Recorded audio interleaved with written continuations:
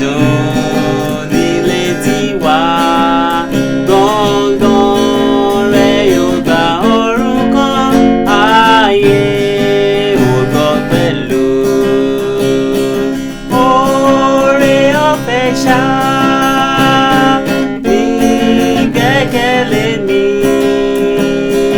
Jésù kú fún aráyé, ó kú fún mi pẹ̀lú. Oore ọ̀fẹ́ ṣá ní gbẹ́kẹ̀lé mi. Jésù kú fún aráyé, ó kú fún mi pẹ̀lú.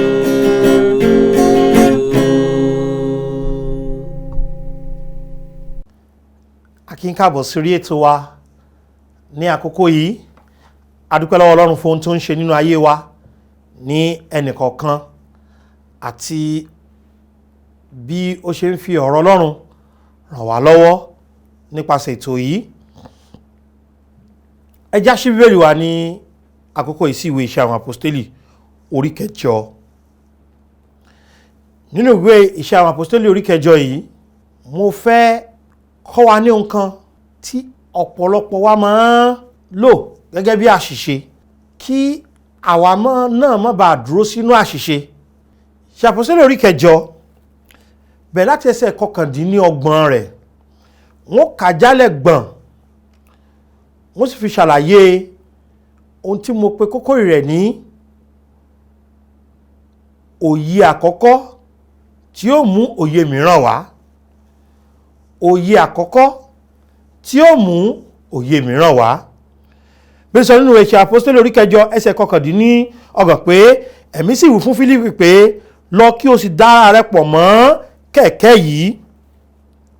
Fílípì sì súré lọ, ó gbọ́ ó ń ka ìwé wòlíì Àìsáyà, ó sì bí pé ohun tí ìwọ ń kà nì ó yé ọ.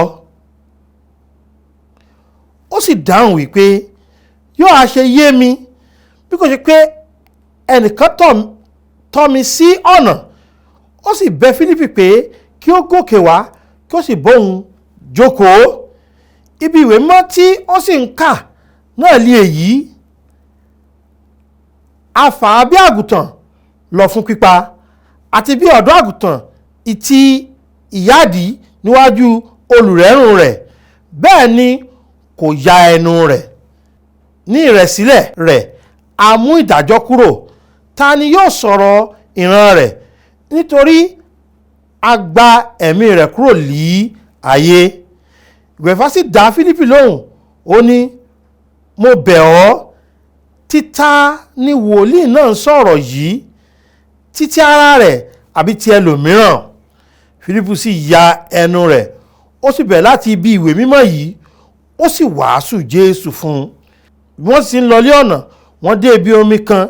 Ìgbẹ̀fà náà wí pé, wò ó, omi nìyí, kí ni ó dá mi dúró láti baptisi? Fílípì sì wí pé, bí ìwọ bá gbàgbọ́ tọkàntọkàn, a lè baptisi rẹ. Ó sì dáhùn, ó ní, mo gbàgbọ́ pé Jésù Kristi ọmọ Ọlọ́run ni. Ó sì pàṣẹ kí kẹ̀kẹ́ dúró jẹ́. Àwọn méjèèjì sì sọ̀kalẹ̀ lọ sínú omi, àti Fílípì àti ìwẹ̀fà, ó sì baptisi rẹ̀. Nígbà tí wọ́n sì jáde kúrò nínú omi, ẹ̀mí Olúwa ta Fílípì pa, ìwẹ̀fà kò sì rí i mọ́, nítorí ó ń bá ọ̀nà rẹ̀ lọ, ó ń yọ̀. Ẹ ṣé Ọlọ́run wa, nítorí pé ọ̀rọ̀ yín yè kooro. Lẹ́yìn gbígbọ́ ọ̀rọ̀ yìí, mo gbàdúrà pé kí ayọ̀ wa kí ó lè kún, kí a lè rí ìrànlọ́wọ́ tá a nílò gbà. Olúwa pé kí ẹ gba ẹnu mi sọ̀rọ̀, kí ẹ sì rán ayé àwọn ènìyàn lọ́wọ́ fún ògo orúkọ mímọ́ yín, ní orúkọ Jésù Kristi Olúwa wa, àmín. Ìtàn tá a kà níbí yìí ni ó sọ̀rọ̀ nípa Fílípì àti ọkùnrin ìwọ̀fà ará Ethiopia. Ìwọ̀fà ará Ethiopia yìí ni a kọ nínú Bíbélì pé ó jẹ́ ẹni tí ọ̀gá rẹ̀ kó gbogbo ìṣúra lé lọ́wọ́. Ọwọ́ rẹ̀ ni gbogbo ìṣúra ọ̀gá rẹ̀ wà. Ó sì jẹ́ ẹni tó yẹ pé olùfọkànsìn gbáà ni. Ó gbàgbọ́ nínú ẹ̀sìn jù púpọ̀ débi pé a máa rin ìrìn àjò láti Ethiopia lọ sí Jerusalem láti lọ jọ́sìn.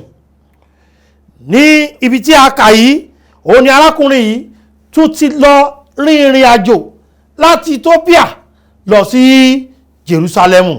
Jẹ́ pé bó ti rin ìrìn àjò yìí tó kò tí ì ní ìgbàlà.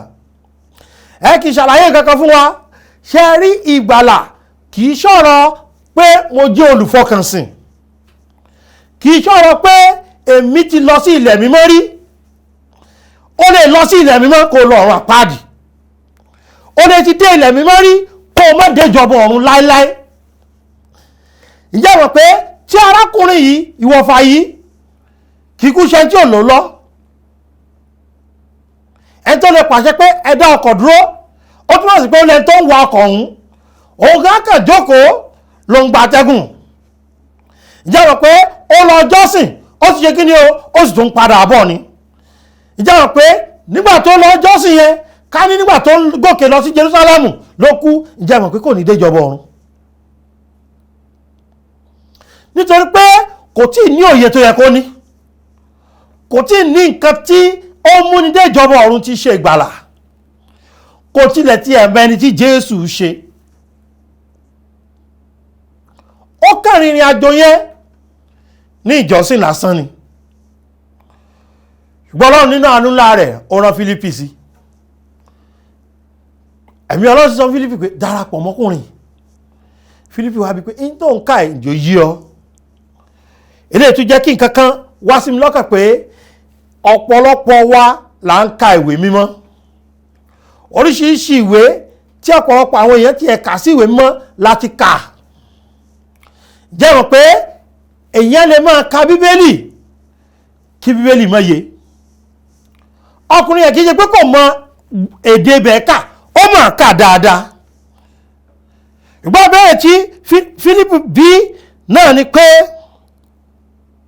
ní ẹsẹ̀ ọgbọ̀n Fílípì sì súré lọ, ó gbọ́ ó ń ka ìwé wòlíì Àìsáyà, ó sì bí i pé ohun tí ìwọ ń kà ní ó yé ọ. Ó bí ni pé ǹjọ́ yé ọ bí? Ihun tó ń kà yìí lóòótọ́ ló ń kà á, kódà ó ń kà á síta, ṣùgbọ́n bó ṣe kà á tó kò yé. Yàrá ọ̀pọ̀lọpọ̀ wa là ń ka Bíbélì tí ò sì yé wa. Ọ̀pọ̀lọpọ̀ ala jẹ́ ọ̀mọ̀wé, ọ̀pọ̀lọpọ̀ ẹni tí ẹ̀ ń gbọ́ mi tí ẹ ní àkókò yìí lẹ jẹ́ ọ̀mọ̀wé tẹ́ pé òye ẹni ìmọ̀ ìjìnlẹ̀ nínú nǹkan kan tàbí nǹkan mìíràn. Ṣùgbọ́n mo fẹ́ gbà wá níyànjú pé mọ́kàn ní gbogbo ìmọ̀ ìjìnlẹ̀ láì ní ìmọ̀ tó ṣe kókó ni ìmọ̀ Jésù Kristi. Mọ́kàn ní ìmọ̀ tí ó jẹ́ pé ìmọ̀ gbogbo ènìyàn ni. Mọ́kàn ní ìmọ̀ ìjìnlẹ̀ lórí iṣẹ́ kan gbòógì tí ó yàn láàyò láì ní ìmọ̀ Jésù. Ọkùnrin yìí ó wí pé ó sì dáhùn ní ẹsẹ̀ 21 pé yóò á ṣe yé mi bí kò ṣe tí ẹnìkan tọ́ mi sí ọ̀nà. Ọkùnrin yẹn ó wá rẹ ara rẹ̀ sílẹ̀ púpọ̀. Ó wá wípé kí Fílípì wá kó gòkè wá kí ó sì bóun jókòó. Fílípì wá jókòó ti ọkùnrin wọ̀fà yìí, ará Ethiopia yìí, ènìyàn ńlá yìí. Fílípì wá ó wá bẹ̀rẹ̀ sí ṣàlàyé ọ̀rọ̀ Ọlọ́run fún un. Ṣé rí òye tá a nílò láti kọ́kọ́ ní òní òye Jésù. Àjẹ́bẹ̀ gbogbo àwọn ẹgbẹẹgbẹ̀rún ìbéèrè yòókù tá a ní lọ́kàn láti inú ọ̀rọ̀ Ọlọ́run kò ní yé wa. Bá ń kà jù bẹ́ẹ̀ lọ kò ní yé wa. Bí a kò bá ti ní òye ẹni tí Jésù ṣe, tí a kò bá ti ní òye tòótọ́ nípa ẹni yìí tí ṣe olùgbàlà, tí ṣe ọmọ Ọlọ́run nínú ara fúnra rẹ̀, Ọlọ́run tó di ènìyàn, ọ̀rọ̀ tó di ara tí ó sì ń gbé láàrin wa nì. Ṣé tí a bá ti ní òye yẹn, a ò lè ní òye míì. Ọ̀pọ̀lọpọ̀ ló ń ka Bíbélì o, ṣùgbọ́n òye tó ṣe pàtàkì yìí wọn ò ní. Ṣé rí òye àkọ́kọ́ yìí, òun ni ó jẹ́ kí òye nǹkan yòókù yé wa. Ọkùnrin ó ń ṣe ẹ̀sìn, ó ń rin ìrìn àjò lọ síbi tó jìn. Ṣé mọ̀ pé nígbà tá à ń sọ kò sí ọkọ̀ òfurufú? ṣe àpẹ nígbà tá à ń sọ yìí ọ̀pọ̀lọpọ̀ inú aginjù ni yóò gbà kọjá. Ǹjẹ́ mọ̀ pé ọ̀pọ̀lọpọ̀ inú igbó ni yóò gbà kọjá, ọ̀pọ̀lọpọ̀ ibi tó ní ewu ló gbà kọjá láti lè lọ jọ́sìn ní Jerusalem. Bóyá tiẹ̀ ọkọ̀ ojú omi díẹ̀, bóyá gun ẹṣin díẹ̀ láti lè rí pé òun lọ jọ́sìn. Ó tún ní àkọsílẹ̀ ọ̀rọ̀ Ọlọ́run láti ẹnu wòlíì Àìsáyà lọ́wọ́. Pẹ̀lú àkọsílẹ̀ tó ní lọ́wọ́ ìkọ́, ibo làákùnrin yẹn lọ? Kò sí lójú ọ̀nà rárá. Òun ni mo fi máa ń kìlọ̀ fún wa, ẹni tó sọ fún ọ pé iṣẹ́ ọwọ́ rẹ ni ó mú ọ dọ́run, kò sòótọ́ ọ̀rọ̀ Ọlọ́run fún ọ. Ẹni tó sọ fún ọ pé iṣẹ́ ìjọsìn rẹ ni ó mú ọ dọ́run, kò sòótọ́ ọ̀rọ̀ Ọlọ́run fún ọ. Ẹni tó sọ fún ọ pé ọrẹ rẹ, ìdámẹ́wàá rẹ ni ó sọ bí tó lọ, ó ń tọ̀ kò sòótọ́ ọ̀rọ̀ Ọlọ́run fún ọ. Ẹni tó sọ fún ọ pé pípa òfin mọ́, lílọ sí ilẹ̀ mímọ́, ó ní ó mú ọ dọ́run, ó ń tọ̀ kò sòótọ́ ọ̀rọ̀ Ọlọ́run fún ọ, arákùnrin mi àti arábìnrin mi, bàbá àti màmá. Àwọn tó sọ wípé ẹ wo owó kẹ́ lọ ilẹ̀ mímọ́, òpó ńlá kan ni tí ó ràn yín lọ́wọ́ láti dé ìjọba ọ̀run, wọn ò sòótọ́ fún yín. Ọlọ́run mọ iye ilẹ̀ mímọ́ tọkùnrin yẹn ti lọ láì ní Jésù olùgbàlà. Ǹjẹ́ pé títí tó fi ní Jésù kò sí ní ojú ọ̀nà yìí, kò ní ìgbàlà, kódà ìbínú Ọlọ́run tó ń bẹ lórí ẹ̀. Torí pé ó lọ́lá, ó nírẹ̀lẹ̀, ó ní gbogbo ẹ̀, kò túmọ̀ sí pé ẹni ìgbàlà ni. Ó sì dáhùn wípé yóò á ṣe yé mi bí kò ṣe pé ẹnìkan tọ́ mi sí ọ̀nà. Jẹ́ kí n tiraka láti tọ́ ọ sọ́nà lónìí. Bíbélì wa sọ ní ẹsẹ̀ 22 yẹn pé ibi ìwé mímọ́ tí ó sì ń kà lé èyí, a fà bí àgùntàn lọ fún pípa, àti bí ọ̀dọ́ àgùntàn ti ìyáàdí níwájú olùrẹ́rùn rẹ̀, bẹ́ẹ̀ ni kò ya ẹnu rẹ̀. Bíbélì wa sọ ní ẹsẹ̀ 24 yẹn pé ìwẹ̀fà sí dá Fílípì lóhùn, ó ní mo bẹ̀ ọ́, títa ni wòlíì ń sọ̀rọ̀ yìí, tí ara rẹ̀ ni tàbí ti ẹlòmíràn? Ó ń kà á pé wọ́n fà á lọ, wọ́n pa á, wọ́n ṣe báyìí, ó yá di kò ṣe kí ni o, kò tí ẹ̀ fọ́hùn, ó kà á lóòótọ́, ó kà á. Ìgbọ́n kò yé ṣé wòlíì ló ń sọ̀rọ̀ ara rẹ̀ ni àbí ti ẹlòmíràn? Fílípì wá ya ẹnu rẹ̀, ó sì bẹ̀ láti ibi ìwé mímọ́ yẹn, ìwé Àìsáyà orí 53 ó níbẹ̀, ó sì wàásù Jésù fún. Ìyá pé Fílípì wá ṣàlàyé fún pé Jésù lọ́nà, Jésù lòtítọ́, Jésù nìyí. Ó wá ṣàlàyé fún pé Jésù yìí ó bọ́ ògo rẹ̀ sílẹ̀ lórí ìtẹ́, ó wá sínú ayé, ó fi ara rẹ̀ jìn fún ríran àwọn ènìyàn lọ́wọ́. Bíbélì tí ẹ ṣàlàyé pé ó ń lọ káàkiri, ó ń ṣe rere. Tó bá rá afọ́jú yóò la ojú àwọn afọ́jú náà, tó bá rá àwọn arọ yóò gbé wọn dìde, tó bá rá àwọn tó ń ṣàìsàn yóò wò wọ́n sàn, tó bá rá àwọn tó níṣòro yóò bá wọn yanjú ìṣòro wọn. Ṣùgbọ́n kókó tó wá ṣe òun ni pé ó fẹ́ wá ṣiṣẹ́ ìgbàlà àwa ẹ̀dá. Òye Jésù Kristi ni òye kìíní tí ó ṣe pàtàkì. Ó wá ṣàlàyé fún pé ní ọjọ́ kan àwọn olórí àlùfáà àti àwọn Farisí wọ́n wá dìtẹ̀. Nígbà tí wọ́n dìtẹ̀ yìí, wọ́n sọ̀rọ̀ lòdì sí Jésù Kristi. Wọ́n ló pẹ́ àwọn kí wọ́n dá Bárábà sílẹ̀ tí í ṣe olè, kí wọ́n kan olùgbàlà, ẹni tó ń lajú afọ́jú, ẹni tó jókòó dìde, ẹni tó ń ran àwọn ènìyàn lọ́wọ́. Wọ́n ní ó sàn kí wọ́n kàn má gbélébùú. Jésù ọmọ Ọlọ́run sì gbà torí pé Bíbélì sọ pé ó fi ẹ̀mí rẹ̀ lélẹ̀ ni, kì í ṣe pé nìkan fagídí gbà lọ rẹ̀, fúnra rẹ̀ ló ṣe kí ni o, ló fi ẹ̀mí rẹ̀ lélẹ̀. Wá ṣàlàyé fún wọn pé Jésù yìí wọ́n kàn án má gbélébùú, ẹ̀jẹ̀ jáde lọ́wọ́, ẹ̀jẹ̀ jáde lẹ́gbẹ̀ẹ́, àtútọ́ sí lára, àfòníyàn tí kíkan mu. Ẹ wò wọ́n kàn án léṣo lẹ́sẹ̀, àsín ní ọjọ́ kẹta ó sì jí dìde. Ní kíkú, ní sísin, ní àjíǹde rẹ̀, ó ra ìyè àìnípẹ̀kun fún wa. Bíbélì wa sọ pé kí ẹnikẹ́ni tí ó bá gbàgbọ́, tó bá gbàgbọ́ pé iṣẹ́ ìgbàlà òun ni iṣẹ́ tí Jésù Kristi ṣe lórí igi àgbélébùú, ẹni tó bá gbàgbọ́ pé iṣẹ́ ìgbàlà òun ni iṣẹ́ tí Jésù Kristi ṣe nígbà tí a pa tá sí tó jí dìde ni, ẹni tó bá gbàgbọ́ pé ẹ̀sìn òun kọ́, iṣẹ́ ọwọ́ òun kọ́, ìwà òun kọ́, òun ni ó ṣiṣẹ́ ìgbàlà. Ẹni tó bá ti gbàgbọ́ pé iṣẹ́ ìgbàlà jẹ́ iṣẹ́ tí a ṣe àṣepé rẹ̀ nípasẹ̀ Jésù Kristi. Ẹni tó bá gbàgbọ́ pé Jésù Kristi nìkan lọ́nà, Jésù Kristi nìkan ni òtítọ́, Jésù Kristi ni ìyè, Jésù ọmọ Ọlọ́run yìí nítorí tòun ló ṣe jẹ gbogbo ìyà tó jẹ, ló ṣe ta ìjẹ mímọ́ rẹ̀ sílẹ̀. Ẹnikẹ́ni tó bá gbàgbọ́ bẹ́ẹ̀ yóò rí ìdáríjì gbà, yóò rí ìsọdọmọ gbà, yóò rí ìrètí gbà, yóò rí ìdánilójú gbà, yóò rí ìyè àìnípẹ̀kun gbà. Jésù Kristi, orísun ìrètí, orísun ìdáríjì, orísun àlàáfíà, orísun ìdánilójú ọ̀run. Jésù Kristi, ọ̀nà, òtítọ́ àti ìyè ni.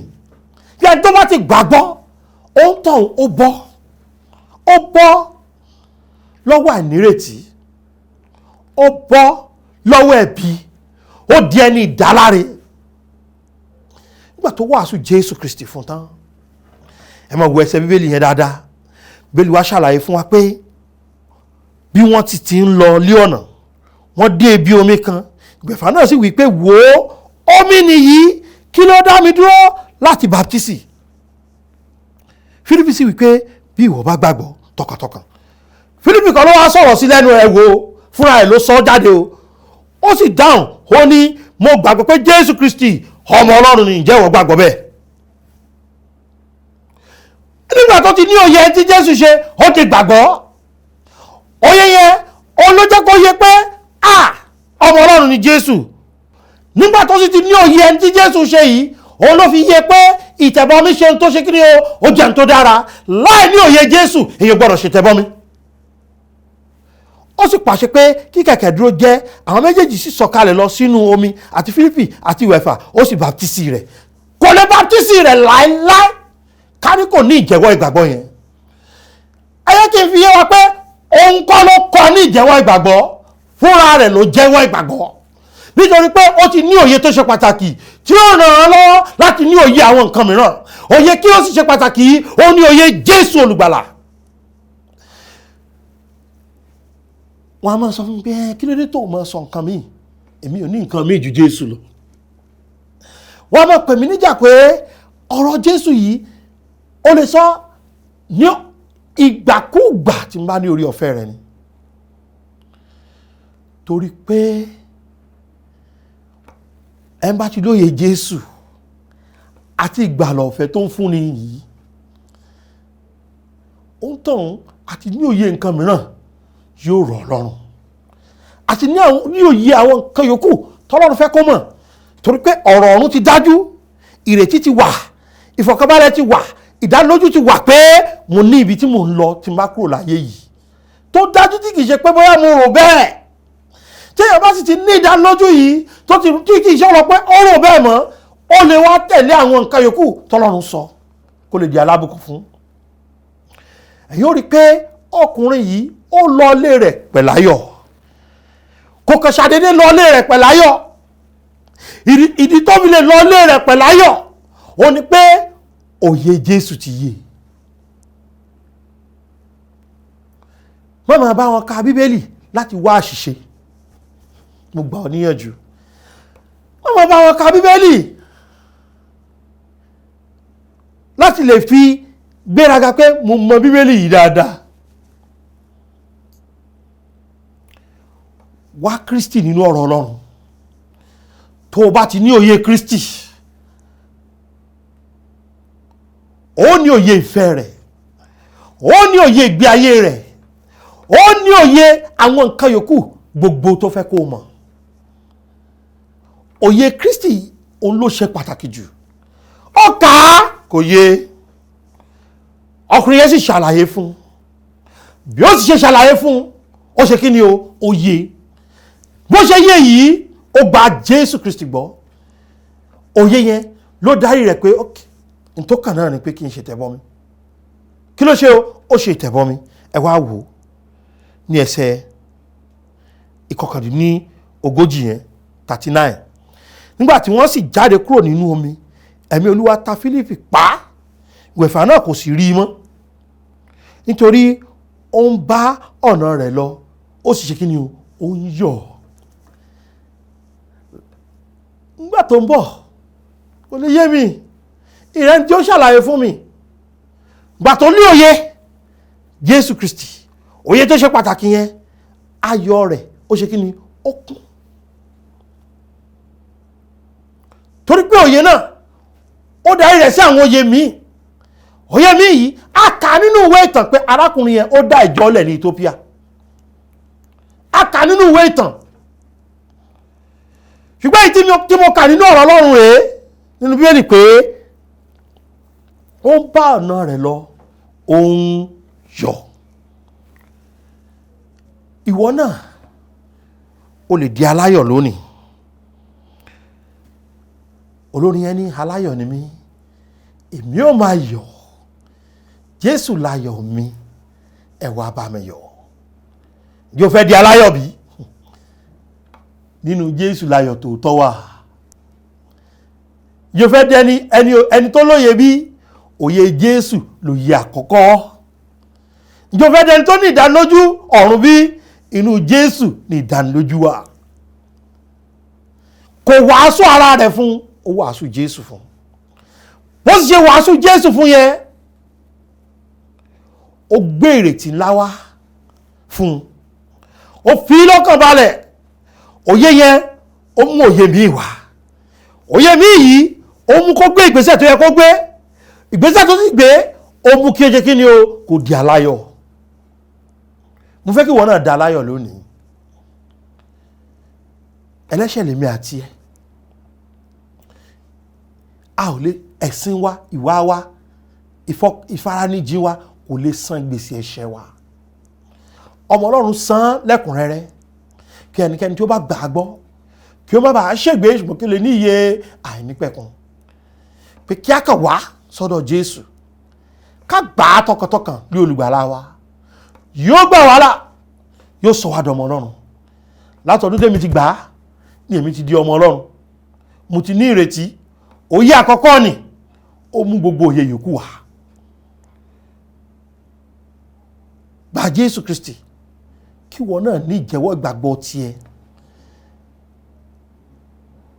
Ǹjẹ́ o gbàgbọ́ pé Jésù ọmọ Ọlọ́run ni? Ìpè ikú sísí àtàjíǹde rẹ̀ nítorí rẹ̀ ni. Ǹjẹ́ o fẹ́ láti gba Jésù ìsọ́kàn rẹ bí? Tẹ́rì rẹ bá níbi tó wà yẹn, kó pe Jésù olùgbàlà sọ́kàn rẹ. Ṣàlàyé fún pé o mọ̀ pé ẹlẹ́ṣẹ̀ ni ọ́. Ṣàlàyé fún pé o mọ̀ pé nítorí rẹ ló ṣe kú. Ṣàlàyé fún pé o gbàgbọ́ tọkàntọkàn ìpè ikú sísí àtàjíǹde rẹ̀ ó san gbèsè ẹ̀ṣẹ̀ rẹ̀. Dúpẹ́ lọ́wọ́ rẹ̀ torí pé ìgbàgbọ́ ni ó ti mú ìyà nípẹ̀kun wá fún ọ. Àti ìdánilójú ọ̀run ní orúkọ Jésù ní a gba àdúrà. Àmín. Ẹ ṣé Ọlọ́run tó dára fún àwọn ọkàn tí ó ti gba ọ̀rọ̀ yín lónìí. Mo gbàdúrà pé kí ẹ lè ràn wọ́n lọ́wọ́, kí wọ́n lè ní òye yòókù tó yẹ kí wọ́n ní lẹ́yìn ìgbà tí wọ́n ti ní òye Kristi yìí. Ẹ ṣé fún àánú yín, ẹ ṣé fún ọ̀rọ̀ yín. Ògo ni forúkọ mímọ́ yín ní orúkọ Jésù Kristi Olúwa wa. Àmín. Ẹ ṣé tí ẹ tẹ́tí sí ètò yìí lónìí. Ó jẹ́ ayọ̀ mi pé ẹ lè tẹ́tí sí. A fẹ́ gbọ́ látọ̀dọ̀ yín pé òye àkọ́kọ́ yìí ti yé yín pé pẹ̀lú òye àkọ́kọ́ yìí ẹ tún lè kọ́ ọ̀pọ̀lọpọ̀ nǹkan látọ̀dọ̀ wa. A ní àwọn nǹkan tí a lè fi kọ́ yín síwájú sí i. Tẹ́ bá lè pè wá ní 070 3808 5652 070 3808 5652 070 3808 5652 tàbí 070 87682122 070 87682122 tàbí 070 55307492 070 55307492 gbogbo ẹni wọ́n fi sí ojúmọ́ àwòrán tí a lè máa wò yìí. Àwọn nọ́mbà wọ̀nyí èyí tí a pè kàn yẹn 070 55307492 òní WhatsApp wa. Mo gbàgbọ́ pé fún ẹ̀yin tí ẹ ti ní òye Kristi lónìí, ayọ̀ Ọlọ́run yóò máa bá yín gbé. Ìwọ tó ti lóye Kristi, gba Jésù Kristi o kó lè máa gbé nínú ayọ̀ Ọlọ́run. Ó dàbọ̀.